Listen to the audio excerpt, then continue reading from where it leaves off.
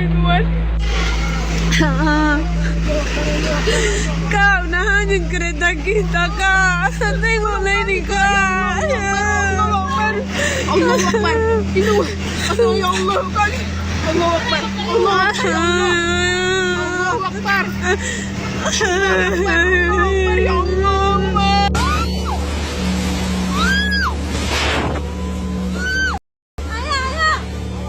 Akbar ya Allah, astagfirullah ya Allah.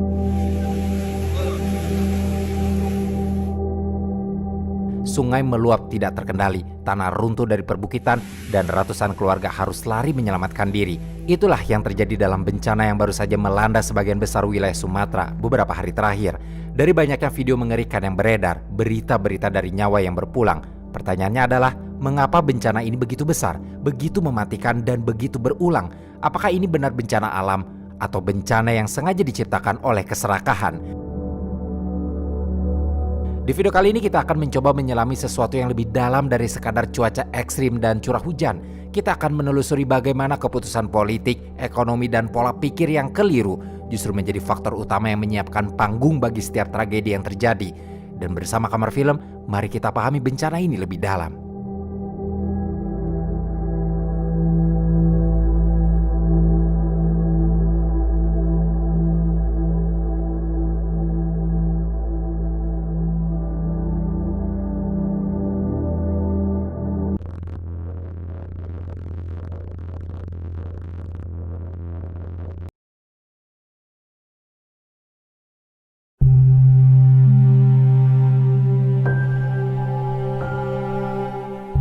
Tidak ada bencana yang benar-benar datang tanpa tanda. Banjir yang meluap, tanah yang longsor, dan rumah-rumah yang hilang dalam sekejap bukanlah kejadian alamiah yang muncul begitu saja.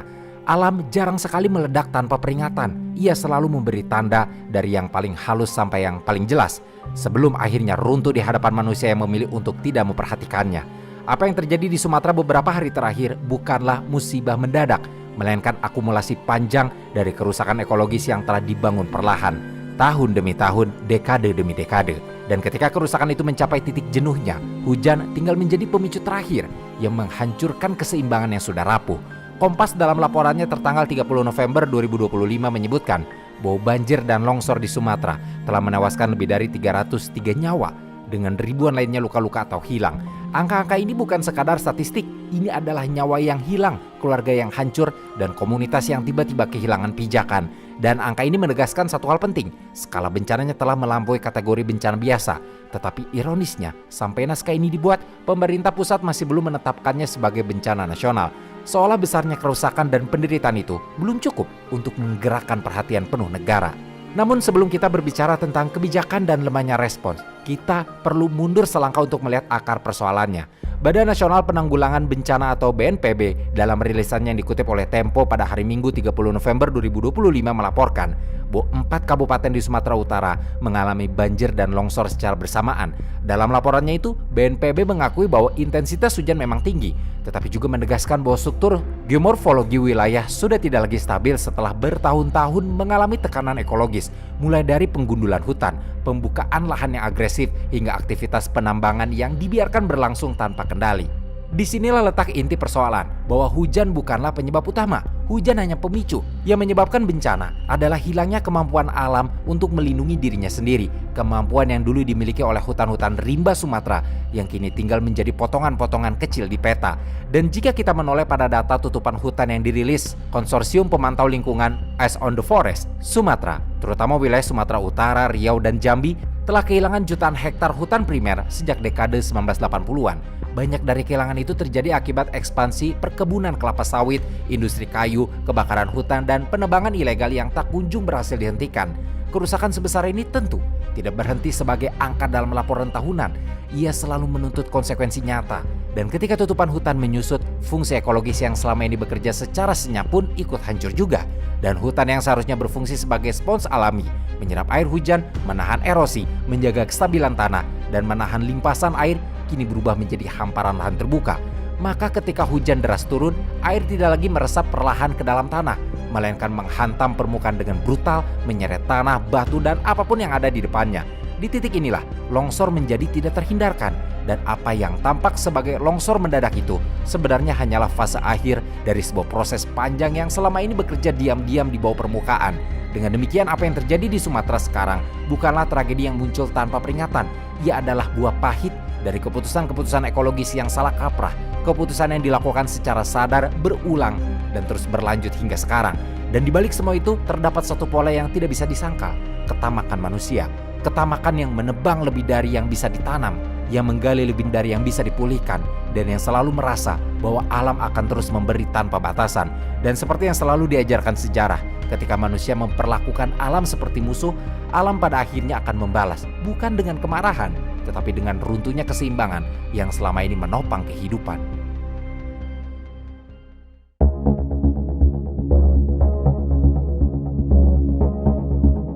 Ya Pak, ada sini yang sebelah sana yang lama Pak.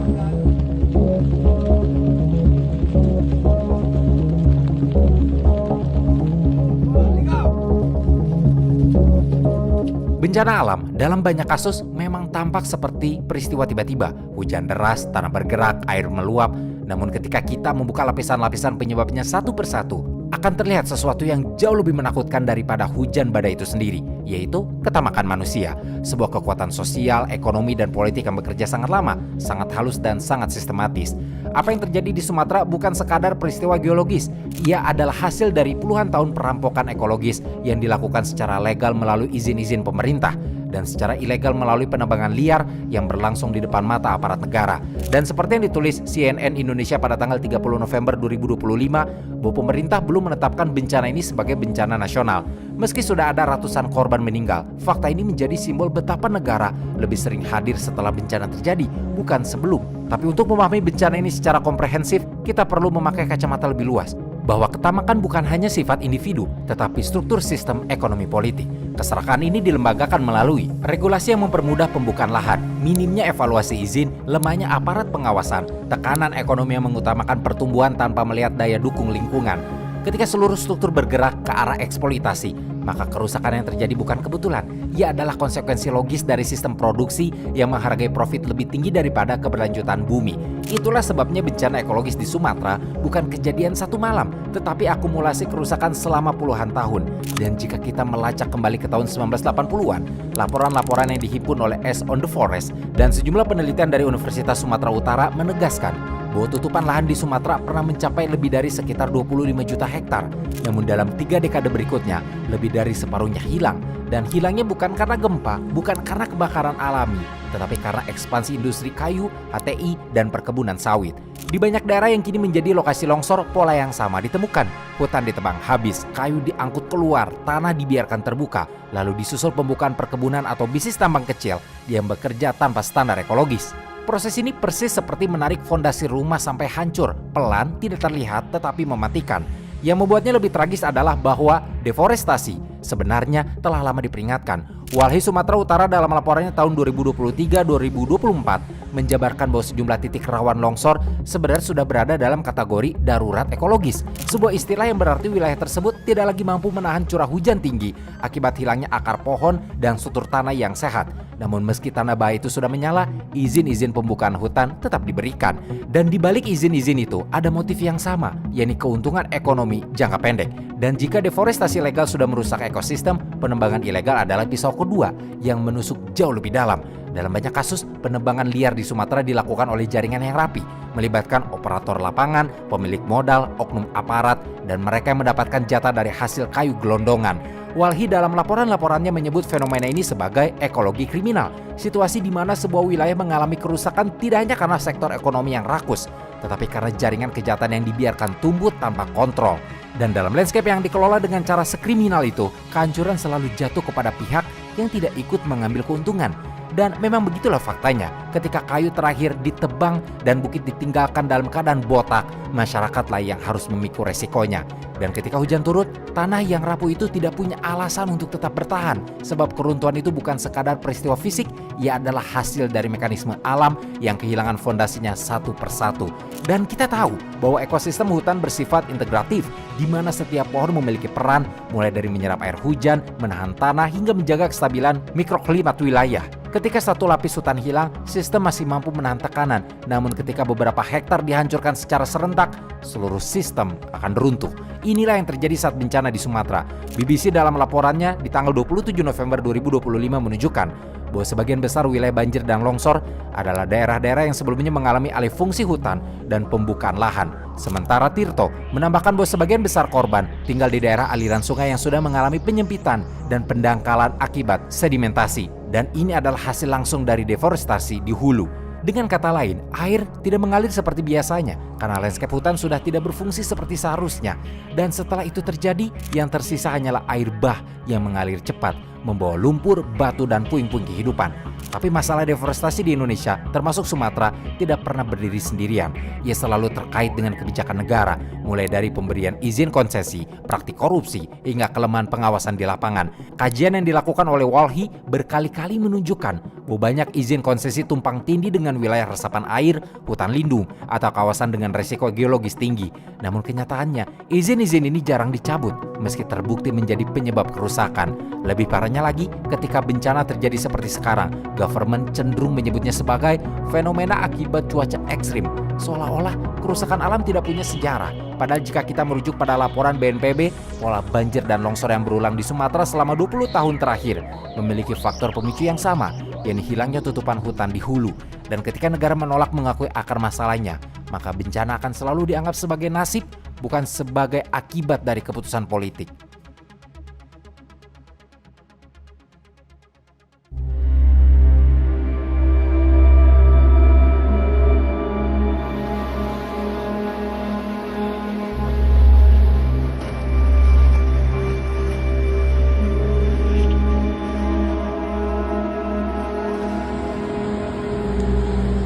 Gagasan itu mungkin terdengar abstrak, namun semuanya menjadi konkret ketika kita melihat kehidupan sehari-hari di desa-desa yang terdampak banjir bandang dan longsor di Sumatera.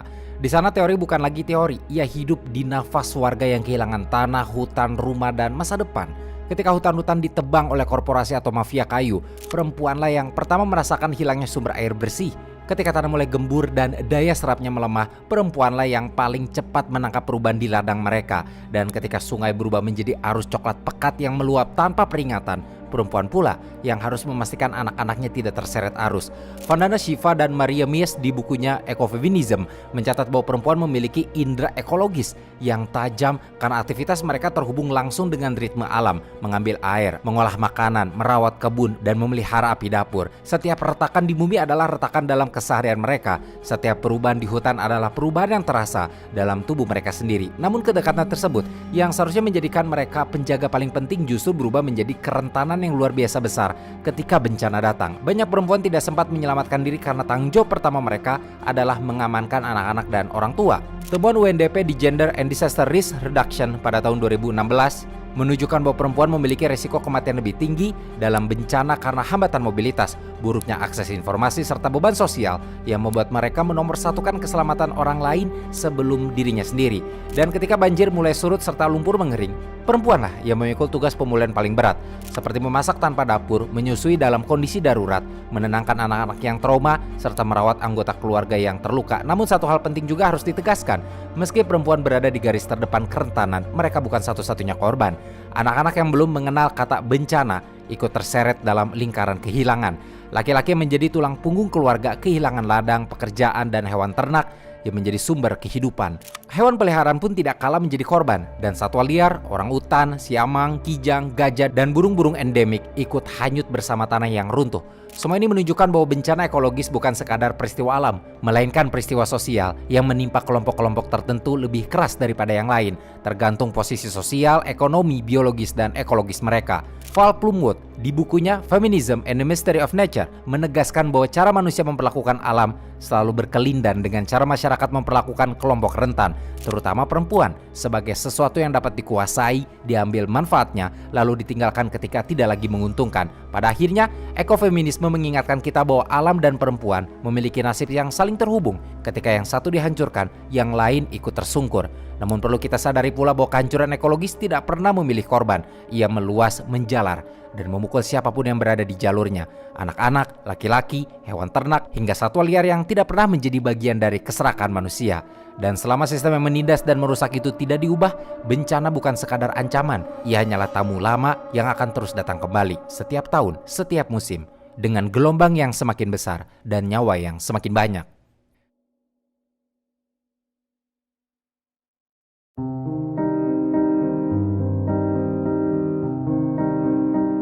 Dan setelah melihat bagaimana perempuan, anak-anak, dan hewan yang sama-sama menjadi korban dari kerusakan ekologis, satu kesimpulan perlahan muncul dari balik setiap kisah yang telah kita telusuri, bahwa masalah kita bukanlah ketiadaan hutan, masalah kita adalah ketiadaan niat baik untuk menjaganya. Sumatera tidak runtuh karena perpohonan habis secara alami, ia runtuh karena manusia yang seharusnya melindunginya justru mengambil kapak dan gergaji lalu berpura-pura tidak melihat akibatnya. Pernyataan ini bukan hiperbola. Kementerian Lingkungan Hidup dan Kehutanan melalui laporan status hutan tahun 2022 menunjukkan bahwa Indonesia masih memiliki kawasan berhutan yang sangat luas, termasuk di Sumatera. Tetapi data itu selalu berdampingan dengan kenyataan yang jauh lebih gelap. Data deforestasi, kebakaran hutan, praktik pembalakan liar, dan izin yang dikeluarkan tanpa memperhitungkan daya dukung lingkungan. Dengan kata lain, luas hutan memang masih ada di atas kertas. Yang hilang adalah integritas di balik kebijakan dan pengawasan. Dan di titik inilah niat baik menjadi faktor paling menentukan.